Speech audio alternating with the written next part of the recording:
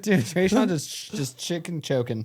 Yeah, bitch. What now? Hear me out. Haley's a bad person. And that's enough MMA math for this episode. Yeah, I can beat up your fucking dad. What crackhead am I sitting next to?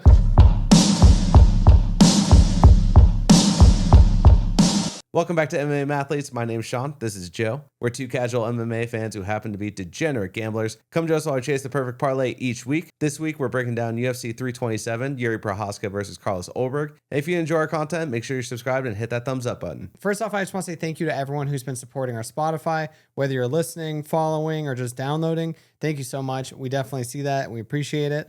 This last weekend, we got completely mopped. What a chalked card, but only as the refs go and the judging, because I mean, honestly, that was probably the best card as far as fights go. 100%. Yeah, Chris Taglioni, you should be investigated. That was hella sketchy, especially like him mixed with the medical team. Like, you're getting punted in the face and you're a downed opponent, and then you just let them, like, she's fully knocked out, and then they let them continue the fight. Like, what the fuck is going on? Yeah, isn't there a rule that says that if you are disconnected from consciousness, you can't be continuing? Yeah, because you have to go on a medical suspension. You like have for, to go. For what, like 30 days or something like that? Yeah. It's like by rule. Well, it depends on how bad the knockout is. I know some are like 30, 60, 90. Yeah, she got deleted from existence for she got a couple soccer seconds. kicked in the face. Yeah, it's so loud. Even if it's like just like hitting her neck or anything like that, it's like, dude, still like, I feel like that's still like illegal. Like, I don't think you're allowed to do the neck. It would be different if she like hit like just all chest. It's Yeah. like, oh, okay. And then she just kind of like wrapped her head. But I mean, a little bit of chin got in there. If you even touch with that leg, that's not legal. Yeah. The other thing is, I feel bad that Diana Barbosa, people are like calling her like a dirty fighter for that. I mean, it's like it's just such a bang bang type of play. Happens to everyone. But the thing is, like, she should get disqualified regardless. Like Peter Yan isn't a dirty fighter because he did a legal knee to Aljamain Sterling. It was just a bang bang play, really quick, and he was on the wrong side of it. yeah, I didn't like the fact that she was, Dione afterwards was basically trying to say that she didn't kick her in the face. She's like, no, I didn't feel it. It was all soft. There's no way I kicked her in the face. Like, yada, yada, yada. That's all clean. It's legal. Okay. Like, she's trying to like double down on the fact that we don't have cameras and eyes to watch it happen. Yeah. But if you watch the replay again, she kicks her and she knows. In that exact moment, she knows that she fucked up and she goes, oh shit, I fucked up, Yeah. And then she backs up and she's like, oh fuck. And then she's like, no, I'm just gonna soccer this. And she was like, no, I just kicked her right across the chest, Yeah. just right here. I just kicked her right across the chest. And then afterwards in the interviews, she was like, no, yeah, I just kicked her in the chest. It's like, bro, just be like, yeah, I'm so sorry for her. I accidentally, heat of the moment, I aimed for the chest. I don't know if maybe I might have touched her in the chin, but I don't really know. Or even being like, I was trying to time her getting off the canvas and I just mistimed it. Anything is better than just being like, nah, that ain't me, dog. Like, that's all clean. I do that shit. It's like, okay, Muhammad Usman, why don't you get popped for some more PEDs? Coming out spicy on that one. Yeah, dude. Like, ugh. Jeez. Dude, also, Mike Beltran, what the fuck was up with you just having limp ass Azamat? Trayshawn has the guillotine fully sunk in, and Azamat is clearly out. Like, you could see it. You don't have to see his face. You can see his entire mannerism. He just like looks like a fucking dead marionette. And it's like he's out clearly. And he has to go all the way around to see that he's out. It's like, oh, he's out. First off, Trayshawn, beautiful submission. That was sick Wonderful. as fuck. I've never been so happy to lose a bet before, but like, damn, that was beautiful. He gets it in, and when he's choking him out, he is like shelving him on his knee. And so he's literally suspended in the air, arms dangling, just choking him out. He's just looking at Beltran like, yeah, dude, anytime you want to stop this, Beltran just goes around, just whispers in his ear. He's like, that's what I fucking thought. That's why you don't fuck my wife. Yeah, he's out. He's out. I know, he's seriously. out. And then he's like trying to like get him to like, revive him. He's like, yeah, bitch, what now?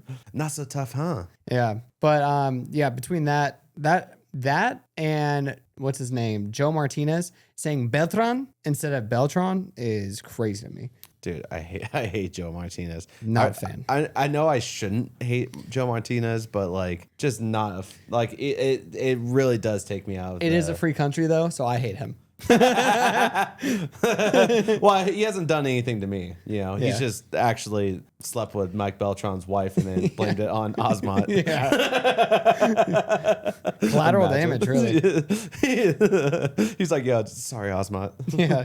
Then we had 3 people get taken out with body shots. That was crazy. Beautiful body shots. Beautiful body shots. I mean, maybe not Tommy McMillan's. That was like the craziest Fun barroom brawl. Like, dude, like the exact opposite of Sean O'Malley. It's so weird. Like you're thinking, okay, he's gonna be like Sean O'Malley-esque. He's gonna be very sharp. He's gonna be very composed. He's gonna throw like those lethal shots. No, he's just fucking swinging. So I think that if they want him to grow in the sport, what they have to do is they just have to give him fun fights that are low end fighters. Like this guy, he was supposed to smoke that guy and he made it look fun. That's who they need to give him because he is so unpolished. It's unreal. Very fun fighter to watch. Super fun. Keep him on main card. That's fine. Just keep him like on like the low end because I mean, if you give him, if you move him up too quickly, he's going to get fraud checked real hard. Yeah. And he also wants to fight, I think, like 3 more times this year. Yeah, it's crazy. Yeah. So, I mean, like,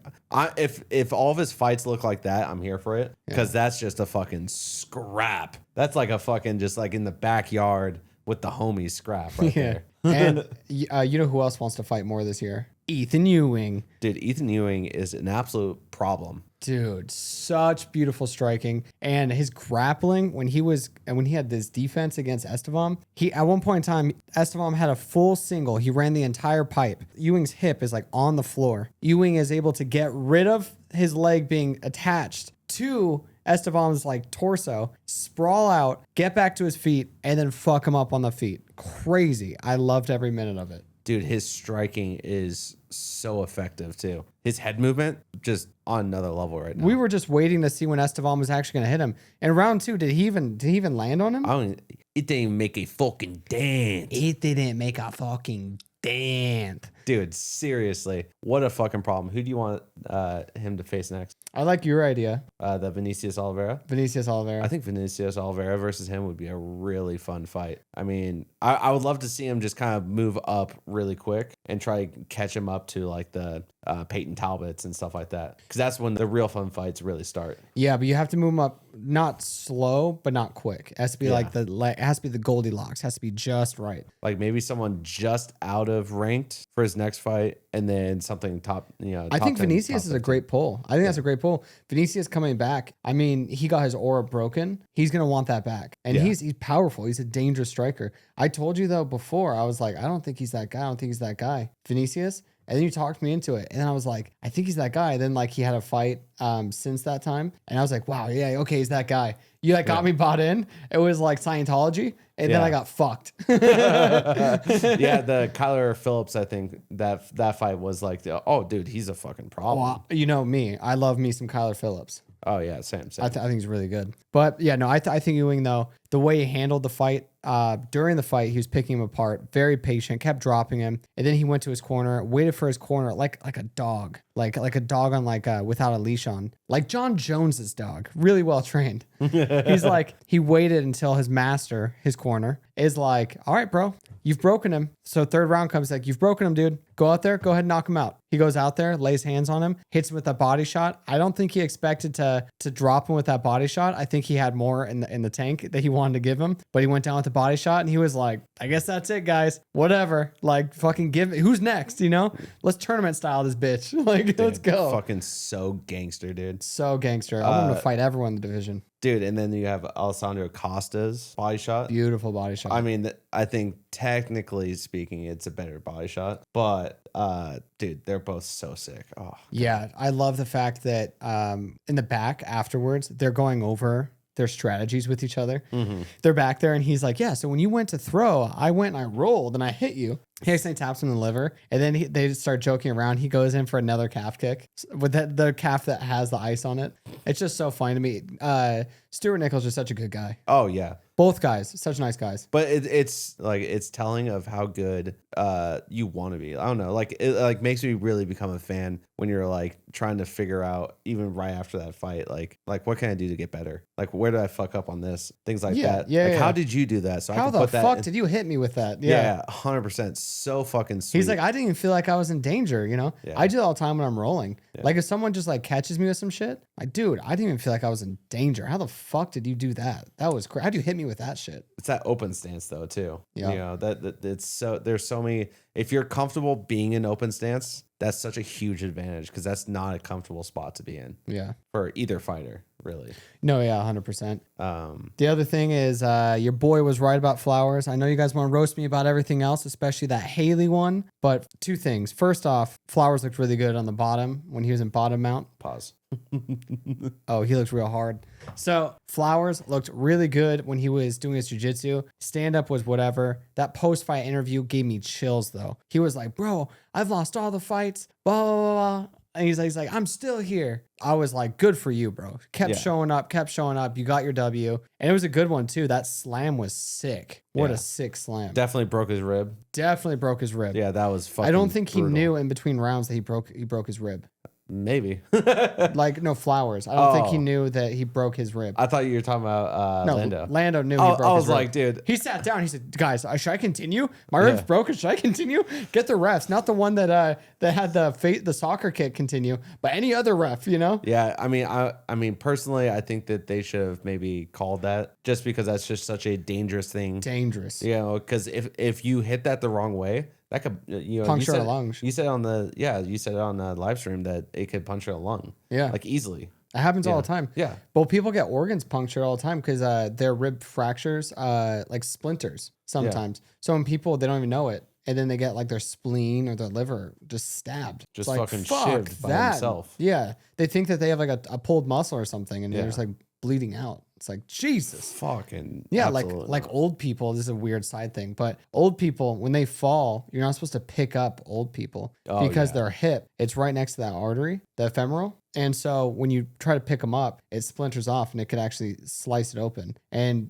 because they're old, it's very frail and it's super easy to happen and it's very hard to repair. And they have like a minute of life when you cut the artery. Yeah. So they just like pretty much die. Absolutely. So like if an old person falls, you have to call paramedics and just chill. Yeah. But like that's what I'm saying. We're not just giving you good facts about fighting. We're also giving you good facts about life. Bunch of old bitches falling outside. You just leave it in there. But yeah, the other thing is the Pereira versus Haley fight. Oh man, we are getting roasted on that shit. But hear me out. Haley's a bad person. No, but yeah, just stop right there. No, but seriously though, Haley, she's a grappler. At one point in time, she was on top of Pereira and she was like, cool, I'll just get up and strike with her. She was trying to strike with Pereira, who's taller, bigger reach, is predominantly a striker, like 90% a striker. Yeah, she looked very uncomfortable on the ground. Yeah, and so the point is you just grapple the entire time. Oh no, the grappling exchange wasn't work. Oh yeah, you should give up then. You should just let her knock you out. No, that's dumb. That is the stupid. People that say that shit have never done anything in their life. People are just like, oh, it got hard. You should stop. That's dumb. You're not going to win on the feet. You have to take it to the ground. You have to go to the cage. You have to do all that stuff. So that was your best method. And if it doesn't work for 3 rounds, it doesn't work for 3 rounds. That's life. You know what I mean? But you're not going to beat her on the feet because you've been getting dusted on the feet. And so her ego got in the way. She stood her up and she got kneed in the face and knocked out. She's just a terrible, terrible person to be in the UFC. She should be cut. She should not be in the UFC. She just isn't good. Yeah, like I just don't know where so you have your game plan. Why would you just throw out your game plan? Ego. That's all ego right there. Do you think that some of it has to do with the UFC like cutting people that are just like not entertaining fighters? No, because she's coming out and this is the only way she's winning. This is how. Yeah. So I think that the reason they even set up this fight in the first place is because she did so bad against the grappling the first time. Yeah. She looked like a very one-dimensional fighter. Against someone that's not really that, I mean... She's all right. She's all right. But like, you're going to face a lot worse people in the UFC. Yeah. But then they put her against this grappler just to give her the test. And the grappler comes out to go strike. Yeah, you're going to get fucked up. Like, yeah. Duh. Yeah. Dumb. 100%. I don't know. It's just like, and then I don't know, like she has like that weird confidence that is just like, oh. Oh, yeah. She's like, I'm the best. I want to be like the first person to ever do all this stuff ever. It's like, okay, but you're not the youngest that's ever been in the UFC. You're just the youngest fighter on the roster currently. Because the youngest person that's ever been in the UFC is Chiwiwi. That's true. So, and he's actually grown as a fighter. He started as a grappler and he grew as a fighter. He has hands now and he's young too. Yeah. And honestly, he's grown on me. But people like that go in and there's like, oh, I'm just like the best. That's how you cap yourself mentally so quick. And it just is what it is. I'm just not a fan. Yeah. Let's get her be a mosquito. Yeah. Let's go. Yeah. True grappler. Yeah. And see I mean, dude, another case. You think she's a true grappler, but she's got hands. She does have hands. You know what I mean? She has that like grappler strength that you said. Yeah, fucking farmer strength, bro. Yeah, dude. So she got the old man farmer strength. I mean, they're not going to because I mean they're trying to build her. Yeah, yeah. Well, she's also like beneath Bia. You know, because Bia's like what 30, probably like 34, 35, something like that. Like she doesn't have that much like time. Yeah. They have to shoot her up. Like she's probably gonna get a ranked opponent next fight. Yeah. But yeah, I just wasn't a fan of I don't like Pereira's attitude. I didn't like I hate Haley. I mean, she sucks. I wouldn't mind seeing her against like maybe like a Croden. Like I mean, I just want to see someone who actually grapples with her and tries to win. Like expose people for doing that. Like why would you go against Alex Pereira and you're the best grappler in the world and no one can stand you and you're just going to go strike with him? Yeah. Like it doesn't make any sense. It's stupid. Well, it's not even necessarily that. It's like it's not like she forced her to have to strike. Like that's the thing. Yeah. Like Alex Pereira, for example, like he goes up against Ankalaev, right? Ankalaev has a really good grappling background, but he forces him to have to play his game in that second one. He literally takes command of the octagon and he's like, okay, well, you're going to have to get through me, essentially. Because he forces him into the cage and then he has to go and try to force shoot from there. And so, like, that's your game plan. She wasn't doing that. Yeah. She was on the front foot. She could easily get her to the cage and try to get some chain wrestling going. She just chose not to. Yeah, she chose not to. And then the other thing that you were saying right there is a big key thing is that Pereira in the last fight was fighting off her back foot and she was getting out grappled. Yeah. So how do you change that? You with a grappler, you have to make them want to force shoot. You have to put the pace on them. Yeah. And what does she do? She comes out on her back foot. She didn't learn from that first fight at all. I mean, look at Ethan Ewing. That's how Ethan Ewing won. He kept going forward. That's all he did. He kept going forward. He knew that he was going to have to try to get into wrestling exchanges in order to have success. And so every single time he tried to go for that leg, just put that hip to the ground. Yeah. Like just beautiful. Like that, like, and that's showing that you have knowledge of what it takes to win in the higher level of competition. My favorite thing though is whenever people they hear our picks and they hear what we had to say and they go, okay, I'm gonna wait till we have the results and then I'm gonna come back and I'm gonna talk shit. Oh yeah, I love that. It's like I'm not gonna say anything now, but once I know the results, I'll come back and I'll say that I knew the whole time. Yeah. But like it's annoying because like there's so much more respect for someone that's like, oh no, I think like for example, someone was like, nah, Pearson's ass or whatever. Like he's a terrible fighter, and like which he is. I mean, he is, but like he's not wrong. He ended up winning the fight, right? Yeah. But it's like he took the L on the chin, like and we're not gonna respond to that. Like you said your pick, you said your piece. That's cool. Respect to that. It's just so lame to be like, yeah, I knew that was gonna happen. And it's like afterwards, and you didn't say shit. Yeah. It's like, brother, what are you talking about? It's like hindsight's 20/20. Yeah. It's just yeah. You can have 100% success rate if you know all the answers. Yeah. If you're talking about last week's fight. Yeah. It's so stupid. Yeah. Yeah. Literally, just the scene from 50 First Dates when he like goes, he says the whole play. Yeah. But I don't know. Bottom line is Haley should be cut. Pereira should get better. What else happened? Well, the main event. Oh, dude. Moicano looked great. I was saying, Renato, like, you watch out. He's sneaky like that. You don't know which Renato Moicano you're getting either. Mm-hmm.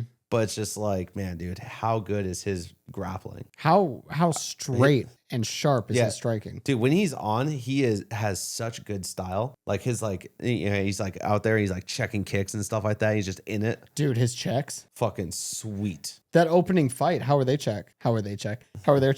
Oh, dude, the first fight, honestly, the Hope versus... No, I wasn't thinking that. The main card, Delano. Delano's fucking cross checks. Yeah, and you hated him. Checks. You hated Delano. I'm a fan. I'm sorry. I just don't think he has the finisher's mentality. That's my issue. That's my only issue with him. He tries to fight for the decision, which is like, that's just a little knot. Like, there's nothing wrong with that. I'm just saying, like, I'm not gonna really trust that too many times because you can't flip the switch. You can't be down 2 rounds and you're like, okay, well, I have to go finish them. Let me go finish them. Like, look at your girl, Baby Shark. Like, she's down 2 rounds. She can't like switch and be like, I gotta finish her and just put the pace on her and put her on her back foot and then put her out. She just doesn't have that ability because she's thinking we're fighting to the decision. Yeah. You're going under the assumption that we're going all 3 rounds. Yeah, it was a terrible, terrible fight. Like on Baby Shark's part. She let Verna do all that stuff to her. Yeah. She has no one to blame but herself. Yeah. It was just very weird. Yeah. She was like, oh, it's the 3rd round. I'm going to start trying now, guys. Just wait. I'm going to start trying. I'm going to pull this around. I'm going to win this round. Yeah. She won't get 3 on me. Yeah. It's like, all right, well, she's got, maybe we'll see if that other one's a 10-8, Yeah. So, yeah. Like 29-28. Like that was a close one. Yeah. Good job. Yeah. And then like you had Verna outstriking you. Like, what are you doing? Crazy. You have Callum Walsh that you're training with all the time. And you're getting outstruck. Did you notice that every time she was throwing too, she would always bring her hands right down here? Yeah. Like, where is Baby Shark? Where is like the killer that was running through everyone? What are we doing here? True. Well, it's also it's annoying because that's like such a bad habit to have. And again, how do you have that habit if you're training with Callum Walsh? Because guess what Callum Walsh does? He's here. He's high guard, throwing like that. He's not throwing down here and like pocketing it and whatnot. Yeah. Like, what are we doing here? Yeah, I thought that was like a very dumb fight on her part. Just ridiculous. That's the thing that sucks is like I go and I'm like thinking that these people are going to come out how they come out and they come out like just dumb as hell. I'm like, what are you doing? 100%. But Delano did not come out dumb as hell. He came out very good. No, he looked really good. Yeah, again, I wish that he could push the pace a little bit and try to force finishes. That's my only. But in his defense, in the 1st round at the end, and then like the middle of the 2nd round, he did hurt Rashala. But the thing is, Rashala, I think he could see in there this guy's recovering like crazy. Yeah. So he's like, okay, well, if I rush in on this guy's that guy who you rush in and he clips you. But he was chasing him down across the against the cage, and Rashala was just circling out quicker than he was. So there was like 2 times I noticed that he was trying to put the pace on him, and was just like, whatever, dude. Like, I'm just gonna. He fights at 155. Think so, yeah. Oh, okay. I was like, oh man, who's at 155 that he could fight that's like almost that same style? I was gonna say Chris Gutierrez would be a really fun fight for him, but I don't think he fights at 155, which is kind of unfortunate because I think they have very similar styles. And I think that fight would be a lot of fun to watch. Yeah, I think that. I think Delano wins. I think Delano takes that pretty easy. Yeah, but like it would still be a fun fight to watch. Yeah, regardless, dude. Like we're gonna say this every fucking week until it gets better. Like make heavyweight great again. But dude, heavyweight division sucks ass right now. Like, when's the last time we've seen a like finish in the heavyweight division? I like a legitimate question too. Like, if you can throw that in the comments, like let me know, because I honestly I don't even think we've seen one this year. No, we have because I think Waldo fought. On the Gaethje. Yeah. Waldo put down your boy Derek Lewis. Yeah, Derek Lewis. Dude, R.I.P. my guy. No, but like since then, like who has been? I can't think of anyone that's been put out. I mean, Tom Aspinall and Cyril Gahn, someone was probably getting put out in that fight before like it ended. Yeah, someone probably was getting put out. Yeah, but I mean, like this year. I know. Yeah. Okay. Yeah. Yeah. That was what, December? November. November. Yeah. God, time flies. I know, seriously. Crazy. Yeah, like, dude, heavyweight is just such a joke. Yeah, terrible. Yeah. Terrible division. Yeah, just like, oh man, Guillermo Pat, I thought that he was going to do it for a second. I thought he was going to put him out. And like he would just get in a position and he would like, he's long and all this stuff and you're like excited. And then he would just not do anything. Yeah. And you're just like, what are you doing? And he like made it look like Thomas Peterson was good at circling. And it's like, dude, he's not like, why? He's not actually out circling you. Like, what are you doing? Yeah, Thomas Peterson, first off, terrible fighter. He sucks. His walkout song sucks. I'm just not a fan of that guy. He's like trying to look like Tai Tuivasa, but not. It was really weird. But Pat, I think his problem is that he comes from a point fighting background, and against a wrestler, I mean, you're going to try to point fight, and then all of a sudden you're just going to get taken against the cage, and you're just going to sit there against the cage. That hook, though, that he got hit with, that right hook. Yeah. Jesus. Just, again, just crazy. It's just Pat let, whatever his name was, Pearson. Pat let Peterson basically just run train on him. Like that's what, and no pause. Dude, no, fucking all the puns though. That was wonderful. Yeah, it's crazy. But I mean but that's what we were saying before. Like you implement your game plan. Like we knew exactly how Thomas was gonna go out. He's gonna try to wrestle. Mm-hmm. So it's like you have to break that, and if you don't, then you should lose. 100%. So I don't know. Do we see Guillermo Pat again, or do we see him just? No matter what, Guillermo Pat's next fight, I'm betting against him. Yeah, I told you on the last podcast, I was like, I'm gonna bet on him until he proves me wrong. He proved me wrong. Dude, he proved you so wrong. That's wrong, dude. Embarrassing. Like, dude, I'm not even joking. This fight card, I'm taking so seriously with my picks. Yeah. Last week, first off, I'm not going to lie, wasn't too excited about the fight card. Watching the fight card, I was very excited until the last two fights and then Pat's. Those are the only three fights that I didn't like the entire time. The last two fights? Or, no, just the co-main and Pat. Yeah. Those are the only two I didn't like the entire time. Yeah. Because no, I really enjoyed them. Dude, Moicano, that was a beautiful submission. Yeah. And the fact that he was trying to get the submission and couldn't lock it up because Chris's face was too bloody and he was gushing too much blood and his head was slipping out. Fucking brutal. Did he break his orbital? Did Probably. You find out? I didn't check. But he looked like he had a huge vagina on his eye right here. Dude, did you hear what Renato said in his press afterwards? Follow me on YouTube. Well, yeah, but no, what's it called? He was like talking about how it's just frustrating because this card has a bunch of nobodies and like, he had to fight essentially nobody, no offense, like. That's what he said in the cage as well. Yeah, and he was just like, it's just frustrating that like they won't give me a guy that's like, like high up in the ranks or like someone that is of note so that I could move up or also have hype. Like this whole game is about hype and like I can't hype someone that like no one wants to hype with. Yeah, that's what he's saying in the octagon. And then he's basically saying that he's not going to be back in the octagon until they give him someone who can hype him or give him money or give him rank, because he's like, I make enough money on YouTube, I'm out. Dude, give him Dan Hooker already. Him versus Dan Hooker would be a really fun fight. Dude, bring back Dustin Poirier. Fucking dude, BSD rematch? Him versus BSD would be a fun fight. I think BSD is not interested though. Why? Not because he would get fucked up. I don't think he's gonna really do anything unless it's furthering towards getting the belt, because he's like probably number 4, number 3 right now. I don't think he's like, oh, I'm gonna risk that. I mean, against a guy that he did beat me, doctor stoppage.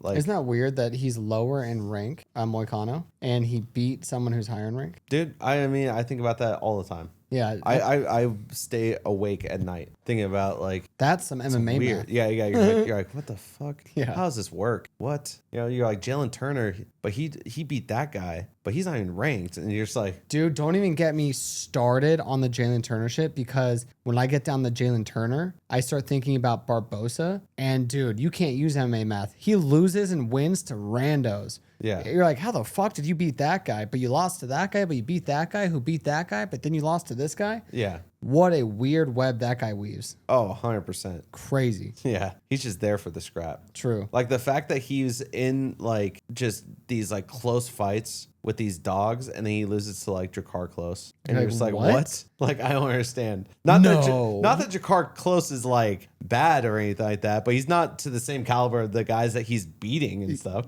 beat in fashion, dude. Yeah, like decisively beat. Yeah. Like even like Quarantillo or whatever. Quarantillo? Billy? Yeah. He beat Billy, right? I think Billy beats who's it called? Close? Jakar Close. Yeah. I think he handily like he beats him pretty Dude, Billy's no decisively. slouch. Billy's a good fighter. Yeah, so it's like it's just weird that he beats him, but he doesn't beat Jakar. Yeah, huge fan of Billy. Yeah, it's just like, dude, what the fuck are you doing? Fucking Drakkar Noir, dude. Yeah, dude, he's out here just like fucking quadratic formulas of all these fucking things. Dude, fucking the parabola of this guy. Yeah, dude, serious. And that's enough MMA math for this episode.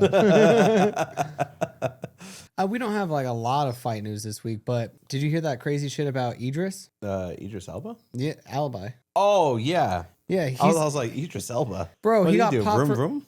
Yeah. Boom, boom, boom, boom, boom. Yeah. Boom, boom. Yeah, he got popped for some kind of PED, right? Yeah, he got popped for hydrochlorothiazide or something like that. And they basically popped him for it. They corner him and say, hey, man, fuck, you got popped for this. And he goes, oh, yeah, I did that. And then he's like, okay, cool. But since he was so clean about it, he's suspended until, like, he's not on like some 3-year suspension. Yeah. He's only suspended until February 21st of next year. Yeah. Well, also, he probably had it in something, right? I don't know. I don't know if it was, I don't think it was a tainted supplement. I think he might have been actually taking it. Oh, he was? Maybe. I don't know. I mean, It could be a tainted supplement. it's also difficult because like there's like language barriers, there's all that shit. Yeah. But like I think I respect when someone's like, oh yeah, I did, my bad. Yeah. Like 100%, like, you know, you just take the L on the chin and just move on. Yeah. Like I'm here for it. I mean, when is Muhammad coming back? Usman. Never. But like, you know what I mean? Yeah. Like he got popped and he was like, nah, that ain't me. His traps are like above his head. Like, no, I'm not on that shit. Yeah, dude. Oh, I hate people that are on that shit. Who said that? It's like, Jesus Christ. He just has a tattoo of Tren. Just Dude, you know what's crazy? So like, I watch a lot of information about that stuff, and a lot of the Brazilian Jiu-Jitsu guys, like really jack dudes, they don't know, but some of the stuff they get on, like tren and certain things like that, are only good for bodybuilding and aren't good for cardio-based activity like jiu-jitsu. So some of these guys, they'll be red in the face, they'll lose their energy right away, but they have a lot of power and they look jacked in jiu-jitsu because they're on like tren and shit. interesting. Isn't that so weird that like I'll it's just a get- steroid though? Yeah, no, I would just get on whatever Gordon Ryan is on. I don't know where they would get the information on that, but I think he's just on a bunch of peptides and sounds great. I mean, better than Tren. I mean, if you're going for performance based, apparently. dude, but I mean Gordon Ryan, he had that stomach issue for a while. So Yeah. what happened? Do you know what happened? No, I have no idea. Okay, so it's pretty fascinating. So when you train a lot and you're with a bunch of sweaty guys and you're doing that like in huge sessions, like he was at this certain time in his career, he was getting staph like all the time. And so he got back to back staph infections. And to get rid of staph, you have to take an antifungal that's like a antibiotic. Yeah, so it's just killing everything in It your kills stomach. everything in your stomach. Yeah, like all the back good to and good bad. and bad. Yeah. All those bacteria. So it did that. And then for I think it was like a year or maybe like even longer, maybe like 2 or 3 years, they thought that he had some crazy disease where when you eat, it doesn't pass through your intestines, right? So it moves so slow. The way they tested this is they made him eat a bunch of radioactive eggs to pass through his stomach. And it wasn't moving or shit, right? So he gets on Joe Rogan's podcast and he explains it. And he's like, yeah, so I can't eat anything because it doesn't move. So all I can eat is chicken and rice. That's it, right? Very boring. And he can only eat at certain times. And he felt nauseous 100% of the day. And he's like, picture the worst hangover you've ever had. That nausea times 1,000 is my normal baseline. He's like, if I eat anything that's greasy at all, it amplifies by 1,000,000. Like I'll be in the bathroom trying not to throw up, wanting to kill myself. It's so bad. And then he goes and he has to do these tournaments and he's crushing these tournaments, beating everyone in these tournaments while he's nauseous like this. You know, he doesn't want to do any of this stuff. So he gets on, talks to Joe Rogan about it. Someone eventually reaches out to him and is like, bro, come see this doctor, right? Oh, no. You know who it was? It was the guy who runs ADCC.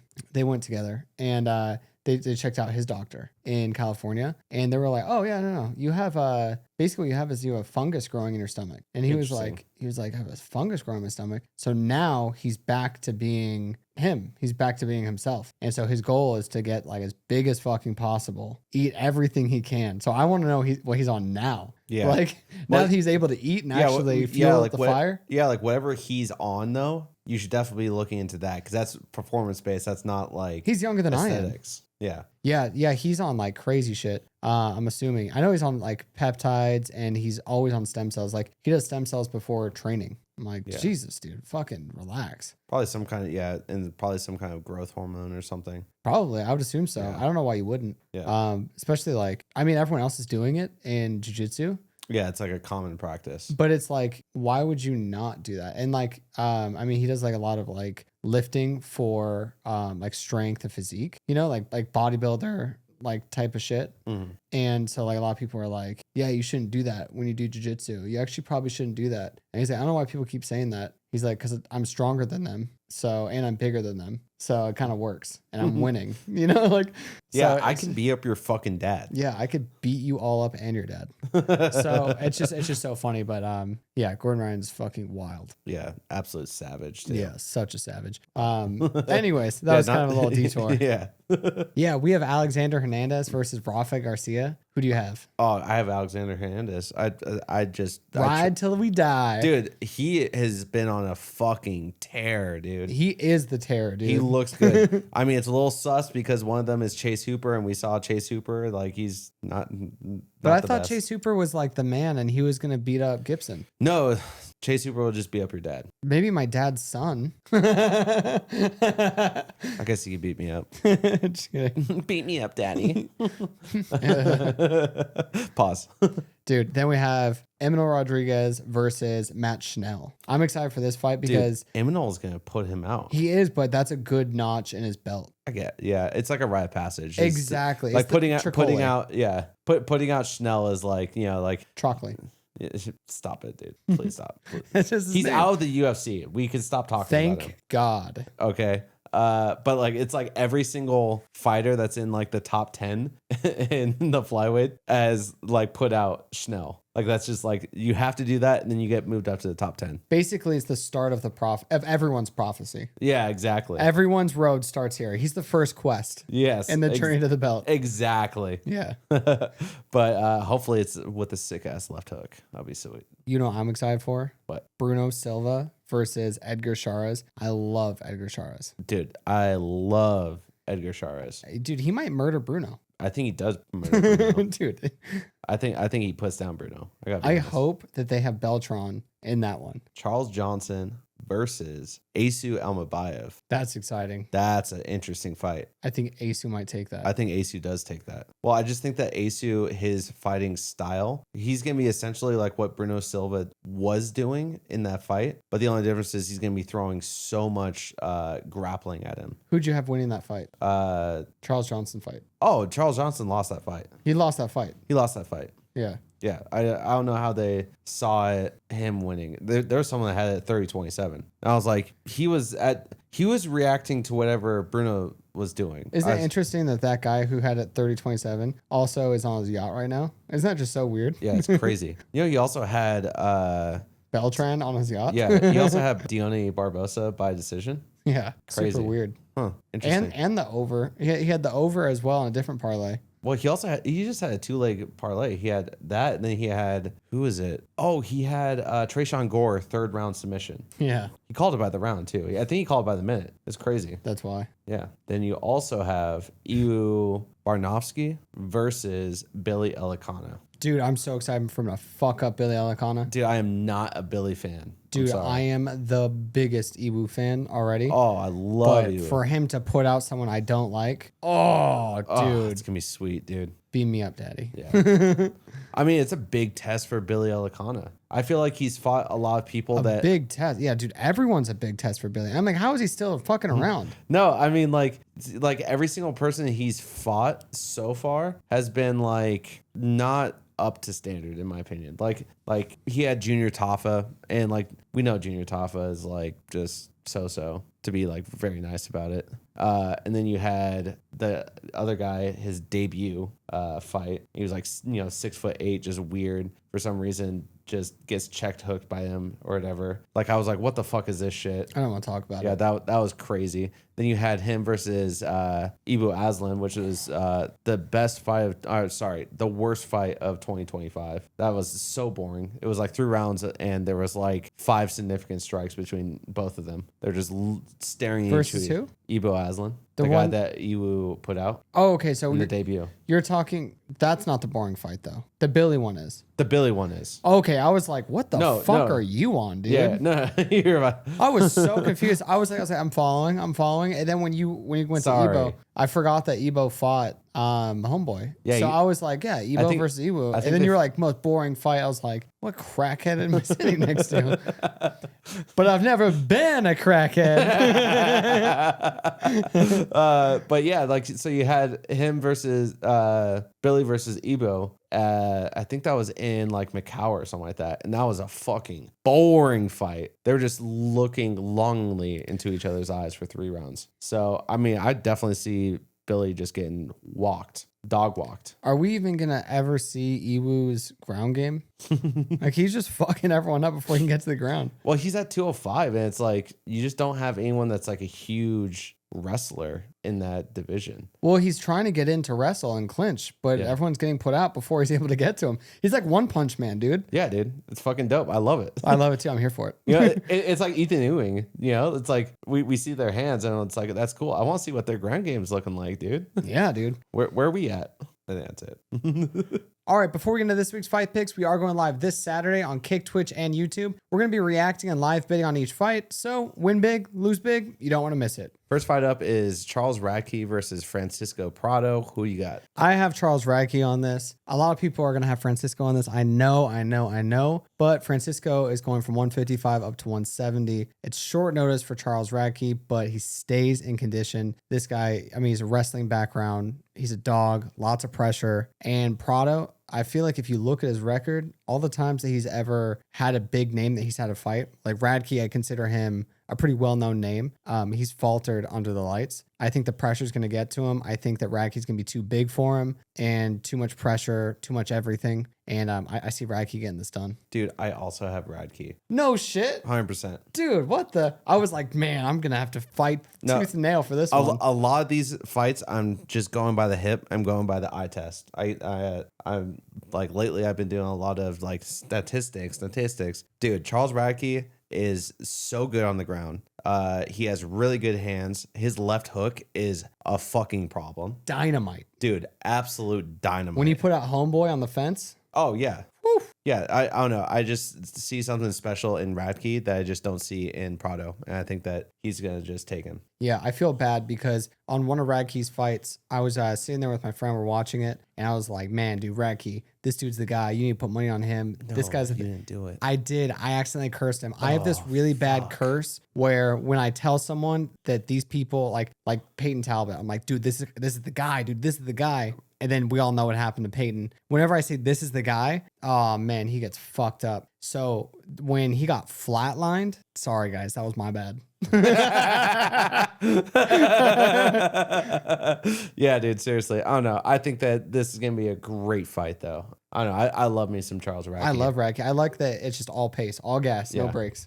He's going to put him straight to the cage and just work from there because that's just how he does it. I mean, does Prado maybe get a clip when he's doing that? Maybe, but I just don't see him doing that. Yeah, I think that Radtke has more pressure and more ways to win. I just think that he's going to falter in the lights, like I said. Next fight up is Vicente Luque versus Kelvin Gastelum. Who you got? Huge fan of both guys. Watch them coming up in the Ultimate Fighter, season 17 and 21. Crazy. I feel like I grew up with them for like childhood. Like that's how I feel. I have Gastelum on this. Gastelum, you better make weight. Tired of you not making weight. Vicente Luque is going up to 185. Gastelum can't be knocked. He's got great ground game. I don't really see any real way of Vicente Luque winning this. They're about the same age. I just see Kevin Gastelum coming out and destroying this. I was also watching a lot of Kelvin Gastelum training in Tiger Muay Thai before the last time that he missed weight. He looks incredible, man. He is so sharp. And then he comes out and he puts on that performance where he's just a dog. He is ready for the scrap. And I think he can clip Vicente. I think he could. I'm not going to say that he's going to get the knockout. I'm just saying it's going to be a great fight.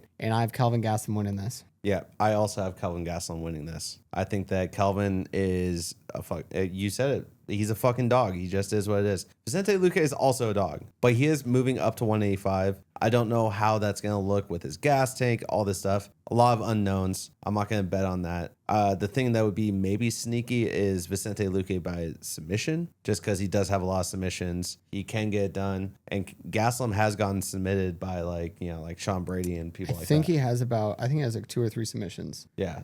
So it's like, it's not out of the realm of possibility, but at the same time, I think that Kelvin is going to just essentially keep the forward pace. And he's going to force him, again, to be on the cage, and like he's going to have to fight on his back foot. He's going to be a lot bigger than Vicente Luque. I don't really see a submission. I think that Vicente Luque gets him down. That fool's standing right back up, right back to the scrap. And then he gets clipped. He's going to keep going. Yeah. And also, Luque is not as much of a wrestler as he is grappler, which bodes well for Kelvin Gastelum. He's not going to be on the ground. He wants to be up. Yeah. Like Sean Brady, it's a little bit different because Sean Brady likes to wrestle. Like he has like that power jiu-jitsu. He's a gorilla. It's not like a traditional jiu-jitsu like that Vicente Luque has. Once again, at 170. Yeah. Next fight up is Markel Medeiros versus Chris Padilla. Who you got? I'm Medeiros. He was supposed to fight Sadikov, but he got injured.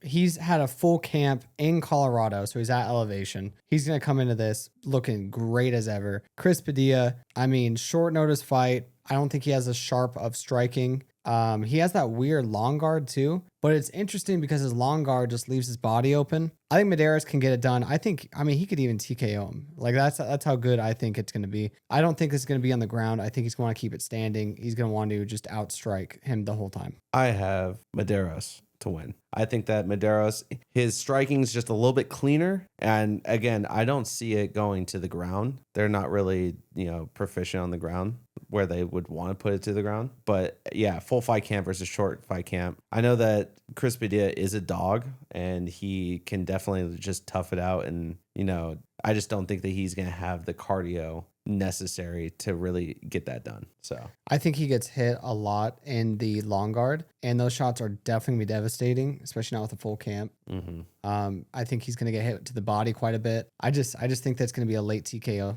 Yeah, definitely see what he looks like on the scale as well. Yeah, like he might look pretty rough trying to get down to weight. All right. Next fight up is Luque Godinez versus Tatiana Suarez. Who you got? I think that's a pretty straightforward fight. I'm a huge Luque fan. Lupe's going to lose, though. I just think that the grappling of Tatiana Suarez is too much. She's only lost to Weili, and it's just going to be a grappling match the whole time. She's going to take her to the ground. She's going to try to submit her. And if she can't, it's going to be a boring decision because it's just going to be a lot of grappling. But, she has a lot of guillotines. She has a lot of submissions in general. Renee could choke. She has a lot of submissions that she can get. So I think she could submit Luque. This is my lock of the week. Tatiana Suarez by decision. Lock it up. I think that Luque is really good. She has really good hands, but sometimes she can be like a little bit on the back foot and not be as aggressive as she should be with her hands and like really trusting it. Also, her losses have been against like people like Mackenzie Dern. They're very grappling heavy when you watch that fight. And Tatiana Suarez, she's only lost to who? Weili. Weili is, I would consider, one of the female GOATs. So it's like, that's not a bad loss to have on your record. But she lost against Shevchenko when she went up a weight class. And she was like a weight class, but also another human being size. I know. Like, I forget how big Shevchenko is. And then you see Weili in there and you're like, oh shit, I bet on the wrong horse. That's why it's so impressive when you see Fiora. You're like, damn, she's big compared to Shevchenko. Yeah. You're like, damn. It's just interesting because Fiora could just definitely like move up to 135 and just hail as king up there. I don't know. That's for a different time though. But yeah, I think that Luque is good enough on the ground though that she won't get submitted over a 3-round fight. So that's why I think that Tatiana Suarez is going to get ultimately the decision. And then, we'll see what she does after that. You're going to get someone in the comments that's going to be like, your lock of the week is a minus 300? Dude, to go back to school or something, dude. Yeah, last time I checked, if you do it by decision, that's most likely going to be either plus money or slightly favored. Like Yakayev by submission last week was plus 310, and he was a minus 1600. Yakayev by KO was minus 121. Yeah, I think, but my lock of the week sometimes is like, oh, this person by KO. Like for instance, the what's his name? Yeah, they miss the fact that you say it by how they do it, which is that's the thing that makes the lock interesting. They go, oh, okay, yeah, minus 400. Okay, bro, I'll lock that in. I'm like, no, by KO. If they're minus 400 by KO, that's insane. Yeah, like you should put all the money in on it because that's a lock. That's fucking Mike Tyson. Yeah. In the 90s. Yeah, it's crazy. Like crazy, dude. But yeah, I just think she's going to get it done. Next fight up is Mateusz Gamrot versus Esteban Ribovics. Who you got? I have Gamrot on this. I think he's going to have a very basic strategy. He's going to go forward. He's going to strike him to the fence, take him down, and just try to grapple with him. We saw Ribovics versus Radzhabov. It's going to be like very similar. He's going to take him to the fence. He's going to bring him to the ground. He's going to either do a little bit of ground and pound or just a lot of just laying on him, trying to get submissions. I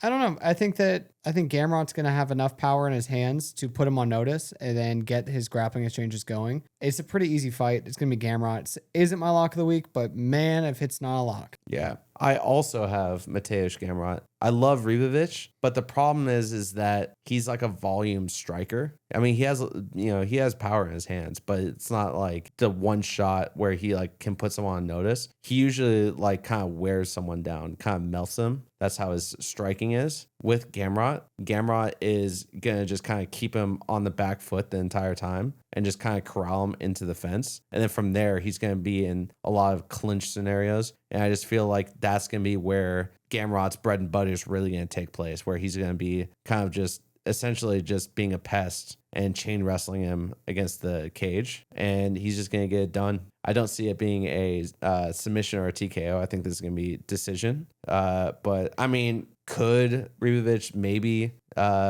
spark him when he's on the back foot? He could potentially do that, but I just don't see with how he normally fights that actually happening and getting into that kind of situation. Yeah, Gamrot takes this. Yeah. And also he fights out of ATT, and like that's, Coconut Creek. That's like a stone's throw away from Miami. I don't know. Like you got to go with the hometown. Is this in Florida? It's in Miami. It's in Miami, bitch. Next fight up is Kevin Holland versus Randy Brown. Who you got? I absolutely hate picking a winner on this fight. Oh, yeah. Because I love Kevin Holland, but I have Randy Brown to win. I think that Randy Brown is a better striker. I think he comes more correct when he's in the cage. He's here to win a fight. And just lately, how Kevin Holland's been showing up, he just hasn't been showing up. Could Kevin Holland possibly get like a submission or something? Maybe. But Randy Brown has a really good ground game. Randy Brown has really clean striking. I think he just stays more composed in general when he's in there. Kevin Holland is 28-15. In the UFC, he's 15-12. That's a crazy stat right there. Randy Brown is 20-7. And in the UFC, he's 14-7.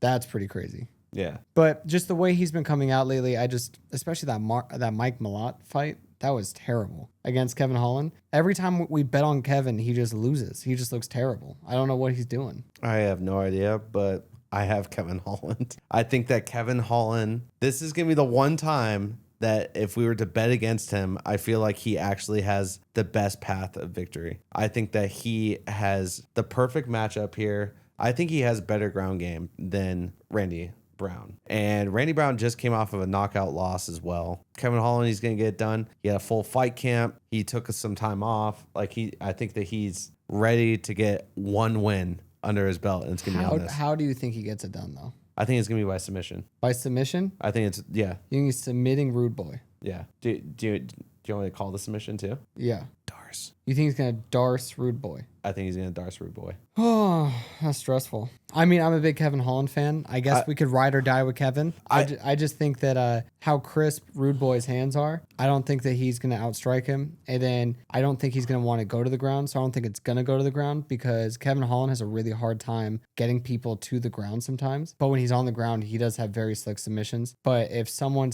has a good ground game and doesn't want to be on the ground, they're able to get away from him. Yeah, but how good was that double leg they had against Daniel Rodriguez? Yeah. Or how sick was that Chiesa? Oh, yeah. Or Chiesa submission. I mean, I'm just saying last time I checked, Chiesa has a really good ground game. Where does he want to be when he fights? Where does he want to be? He wants to be on the ground. I got you. But RDR. yeah, but he's 185. I know. Okay, dickhead. No, but the thing is though, he also has sneaky power. When he lines up that 1-2 properly, like he might be able to put. I think he does put Randy on notice at least with a shot. I think Randy is gonna. I think he takes this one. You think he does? I do. I'm pretty confident he takes this one, but we can go with Kevin Holland because I'm a huge fan of Kevin Holland. Okay. Do you want to do a gentleman's bet for the stream? Yeah. So whoever loses has to like do a shot or something. Shotgun a beer. Oh yeah. Yeah. That sounds good. I'll do it anyways. I think we should start doing that regardless. And whenever we join the stream, and then when we're on the stream, what we're gonna do is every time we do a gentleman's bet, we're going to have to shotgun a beer. Yeah. Whenever we are like on opposition, we'll just have that as a gentleman's bet. Let's go. Yeah. Fucking sweet. I'm so excited.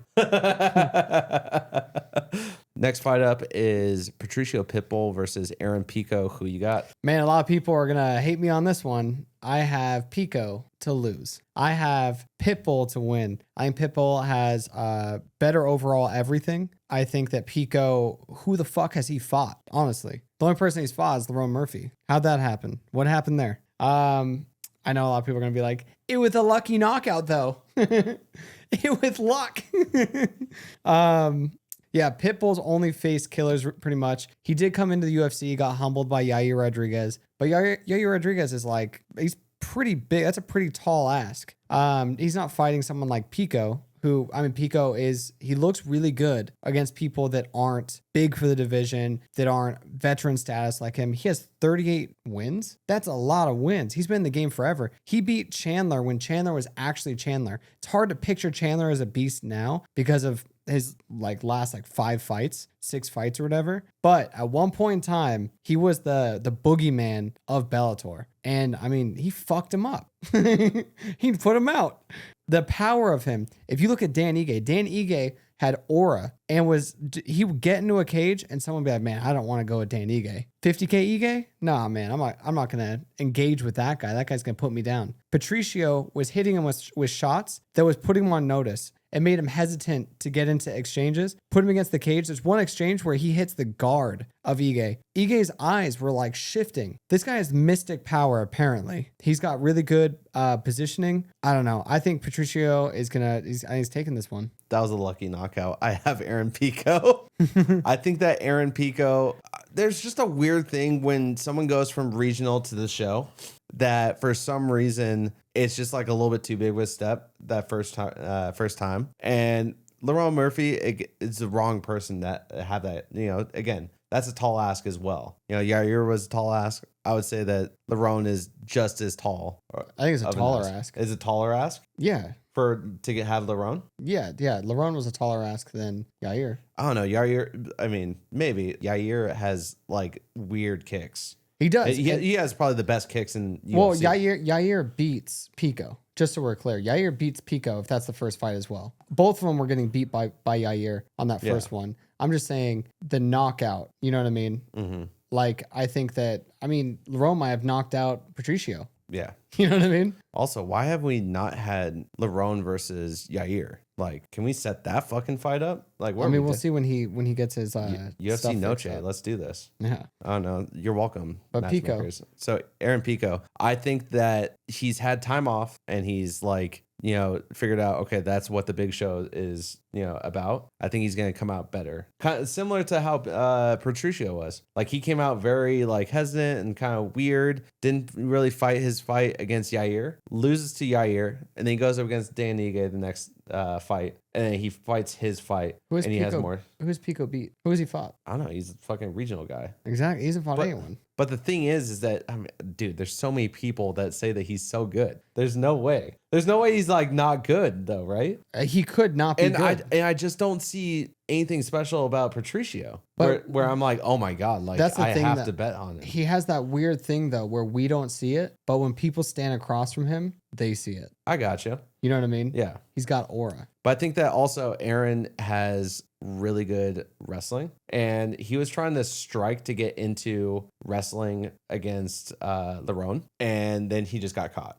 Right. But I think that this time he'll just probably go straight for his grappling and try to whittle. You think he's going to out-grapple Patricio? I think he'll try to. I think he'll try to get it to the ground. He has to, right? I mean, I think that Patricio wins in all of MMA facets. So I don't know. I was wondering how you thought he was going to win. Well, I think that he at least does that to kind of, ruin his gas tank a little bit. And then from there, he would strike with him, because he's the older guy. I think Aaron Pico is like 28. It's 29. Yeah, 29. Young buck versus, 38-year-old Patricio Pitbull. But, I mean, we can go with Pitbull. I mean, I'm not high on I'm going either to counter one. on the age thing. Okay. Billy Quarantillo. Yeah. However you say his name. That dude's a beast. We could agree? Yeah. He got put out by 41-year-old Cub Swanson in his last fight. That's true. Cub Swanson is a dog. But he doesn't put out people all the time. Yeah. That's what I'm saying. That's true. But when I'm telling you, when Patricio hits people, for some reason,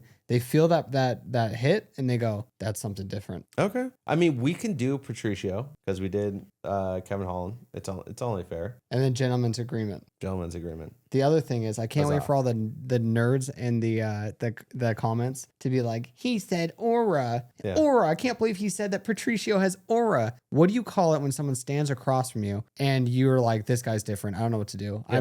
What do I do with my hands? And then you're just getting teed off on it. And then I lost the fight. It's even if it doesn't matter if you're on a win streak or not. Yeah. Like Usman versus Buckley. Usman was on a skid and he had aura against Buckley. Ian Gary versus Prates. Ian Gary said, I don't care about his aura, which gave Ian Gary aura against Prates. Prates, that fight, he didn't even do anything for the first couple rounds. The fucking Uno reverse for aura. Exactly, dude. Holy shit. The aura reverse? Dude, the aura reverse. Dude, is he just an aura? All right, so we're going to go Patricio Pitbull. Yeah. We're going to go Patricio on this one, and then Kevin Hall on the other one. Yes, sir. And then we're going to gentleman's bet on it. Gentleman's bet. Oh, man, I'm really sorry for you to pound 2 beers on Dude, live 2 stream. beers back to back would be fucking filthy. Yeah, dude. Next fight up is Cub Swanson versus Nate Landwehr. Who do we got? This is going to be the fight of the night. I can tell. I have Cub Swanson for this. Ride or die Cub Swanson. He's 42 years old. The old buck. But man, is he going to get it done? Landwehr, I'm a huge fan of the train, man. Woo! He's a beast. Huge fan. I like that he put so much pressure. When he was against Charrier, man, that was a fight. That was so good. I mean, he lost, but like, dude, he put his heart out. Yeah. Yeah, and like I love that. Agreed. Yeah. So my biggest thing is that Cub Swanson, he's coming off a KO victory. Big right hand against Billy Quarantillo. But Landwehr, if we go back to the David Onama fight, he won that fight, yeah. But he also took a solid right hand because he gets hit with his hand a lot. He gets hit a lot with that right hand. And when he got hit by David Onama, I mean, his legs went together. It looked like that Harry Potter scene when they get like stupefied or whatever and they go down like a little log. That's literally what he looked like. And then he came back and he won the fight. It's fucking Petrificus Totalis. Thank you. Dork, man. No, but seriously. But when you get hit by Cub Swanson with that hand, you're going to sleep. The veteran status of Cub Swanson is going to take over this fight in those moments. I'm not saying that Landwehr's not a veteran. I'm saying in those moments where David hurt him, if Cub had him hurt in that way, it would be a different story. Dude, I am so excited to see Nate Landwehr, man. What the fucking thug that he is. He just comes out. Every single fight he has is an entertaining fight. I have Cub Swanson. You have Cub Swanson? I have Cub Swanson. Yes. No more beers. No, Cub Swanson is a fucking dog. And I think this is going to be his retirement fight, right? I think it's probably his last fight. Maybe he has one more. If this is his last fight, though, you best believe he's putting all of it out there. If he wasn't already putting all of it out there, he's going to put all of it out there and some for this fight, and he wants to go out on top. And I don't know. I really think that he's going to just pull this one out. I think this is going to be probably one of the most fun fights we see this year. This might be fight of the year. Like, there might be a hot take. this might be fight of the year. I mean, I think this is going to be a bloody fucking this is like old school, like 2008, just throwdown fight. Yeah, like if you're trying to get your friend into watching the UFC, this is that fight. Yeah, this is like a fucking, like, I'm foreseeing it to be like not to the same like level or magnitude of Forrest Griffin versus Stephan Bonner, but like that same style of slugfest where they're just like, I'm throwing that 1-2, and then he comes back with that 1-2, and it's just like that, and there's not much defense going on, and it's just a man sport at that point. You know what I'm saying? Just gangster shit. Just dudes being dudes at that point, like some gladiator shit. But I think that if it is going to be like that style of fight, I think Cub Swanson wins that. Because, I mean, there's few people that I would want in this world to back me up in a barroom brawl than Cub Swanson. Like, but honestly, he's so fucking terrifying to look at that like, why would you even get in a fight with that guy? Yeah. And his fight camp is just fucking killing it. I mean, first off, you had Danny Silva versus Pink Panties, just piecing him up. We know what happened there. About that war, right? Who else was about that war? Larian Douglas or Levian? I think it's Levian Douglas. I'm going to call him Larian because I don't know how to say anyone's name. Douglas, I mean, there's just killers coming out of this fucking fight camp, and he's the OG killer. So I don't know. Especially if this is his retirement fight, I want to see him come out on top, and I think he does against Nate. As much as I love Nate, and like no matter what, we all win in this fight. I just hope that it's Cub. Truth. Next fight up is Dominick Reyes versus Johnny Walker. Who you got? This is my lock of the week. I have Dominick Reyes by KO. The end. That's all, folks. No, Dominick Reyes has been chinned before. He got chinned in his last fight against the main event, Carlos Ulberg. But I mean, that's Carlos Ulberg. He has the it factor for knocking people out. Dominick Reyes, he lost against John Jones. That was his first loss. He's 14-0. Then he loses against John Jones. Then he loses against Jan Blachowicz when Jan Blachowicz wasn't 55 years old. Then he then he lost against Jiri Prochazka. I mean, who is Jiri Prochazka lost against? You know what I mean? Then after that, he loses against Ryan Spann. These are all just devastating people to go up against in general. These are only bad dudes to go against. I mean, 3 of those guys became champion. Yeah. Jiri Prochazka was champion, right? Yeah. And then you also had Ryan Spann, who's, I mean, I'm not saying that he's like amazingly good, but if you're on a skid, he's good. You know what I'm saying? Yeah. Like, it's a hard person to turn around on. But then after he went through those people and lost to all those people, he won a 3-fight winning streak, knocking out all of them. Johnny Walker has been knocked out before. He's so explosive and he's so all over the place. He could definitely get it done. He's definitely that guy who's like, he does some weird shit, pulls some weird stuff out of the hat. He can definitely get it done. He's very explosive. He has the power. He has the tools. But for consistency purposes, I do have Reyes. I mean, who knows? Maybe he even Jamal Hills his ass. You know what I mean? If you know, you know. I also have Reyes. I think that Reyes, the only reason why he lost this last fight is like, I don't know, Carlos Ulberg he's really good at setting traps in his stand-up. And I think he just fell in a trap. It just kind of is what it is, right? I don't think that, like when I watch Johnny Walker, I don't see him really do stuff like that. He more is tries to be proactive, right? Like he's going to like force the issue versus, you know, someone like Carlos Ulberg that's trying to draw out offense to counter off. Yeah, reactive. Yeah, exactly. And I think because of that, Dominick Reyes also fights like that. But I think that Dominick Reyes' stand-up is going to be much better than Johnny Walker's because of that. Because he thrives off of someone actually trying to force the issue, and he just beats them to the punch because he's just a little bit faster with his reaction time. I think his footwork is a little bit better than Johnny Walker's. But Johnny Walker does have that random fucking it factor of power as well, where he could definitely fucking clip him with something fucking weird. If he does, it's going to be in the first round. I think if it goes beyond the first round, I think that Reyes, every minute that it goes on, I think it becomes Reyes' fight from there on. I think the safest bet, though, would be to just not go to decision. I think that would be a very easy lock to have, that no matter what, whoever it is, it's not going to decision. Next fight up is Curtis Blaydes versus Josh Hokit. Who you got? I have Josh Hokit for this. I'm not a fan. I'm going to say that a million times throughout this entire time. Not a fan of this guy, but he is that guy right now. Heavyweight division is trash. This guy's going to run through that division. Don't let him fool you. I know he looks 45 years old. He's only 28 years old. Okay. And Curtis Blaydes is 36 years old. So definitely has the time on his side. He's got that power. Curtis has been put out before. He has the wrestling. Curtis is also a good wrestler, but I think that it's Hocket's time to just kind of rise through the ranks. I think he's going to just run through the ranks real quick. Not a fan of this guy. I think that this is just a really good fight for Josh Hokit to get launched into the top 10 position. And then from there,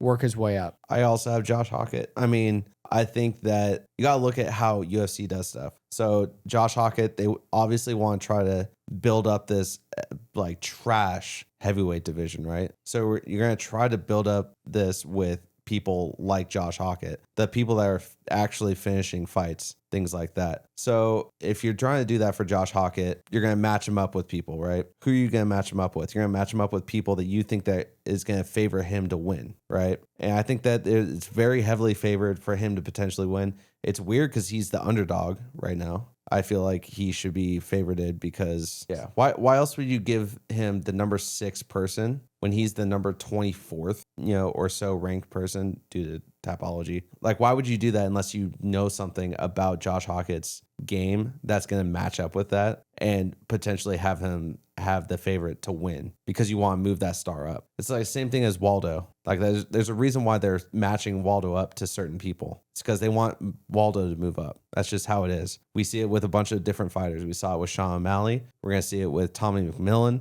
We're going to see it with Ethan Ewing. These people that they want to build up as stars, they're going to give them matchups that we might not see surface level be like the favorable matchup, maybe, especially if you're looking statistically. But stylistically, this is going to be a favorable matchup for Hokit. I think he's got power. He's got pressure. His wrestling, I think that Curtis Blaydes' wrestling is a little bit better. But I think of how Josh Hokit, his like intensity of wrestling, that's what's going to make it a little bit different where his wrestling is an advantage. Very explosive heavyweight. Yeah. I also think that what you were saying before about Waldo, I would love to see the Waldo Cortez fight after this fight. Yeah, I think that's what they're trying to do. They're trying to make it so that we get these fighters that are like the fun fighters. They're trying to make heavyweight fun again. So how do we do that? We got to get the Waldo Cortezes up there. So then, if they're fighting, they're not fighting when they're unranked. They're fighting when it's like, oh, they're number 1, number 2, or they're champion versus number 3, something like that, where there's actual risk involved versus it being like, dude, that was a fun fight, but the needle didn't drop on anything. Next fight up is Azamat Mirzakhanov versus Paulo Costa. Who you got? I have Azamat for this. This is going to be an open stance fight. We saw Paulo Costa struggle with Yoel Romero when he was in open stance. That backhand gets through. When it hits Paulo Costa, he freaks out and he kind of like resets. And that's going to be a problem because Azamat has a crazy good left hand. And also going up to 205 pounds, I know that the weight cut might be less harsh on him because I think he was like walking around 230 or something like that, going down to 185. But I mean, he also had the power advantage and all the other things down there. So it's going to be a give and take. He's going to be in equal power range. He's going to be not cutting as much, so he might have better cardio, maybe a better chin. But I don't know. Maybe Azamat gets it done. It's also crazy that Izzy is the only person to ever KO Paulo Costa. Isn't it weird that, Izzy has all these like random feats that are just like one of one? That was when Izzy was Izzy, dude. Yeah, or him versus Pereira, like knocks out Pereira. No one else has been able to do that in the UFC. Like all those things where it's just like interesting. I don't know. I'm just saying. Interesting. Crazy. Yeah.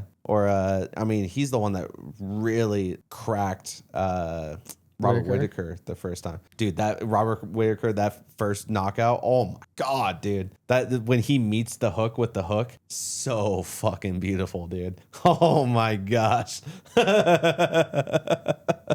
Also, when's Robert Whittaker going to fight?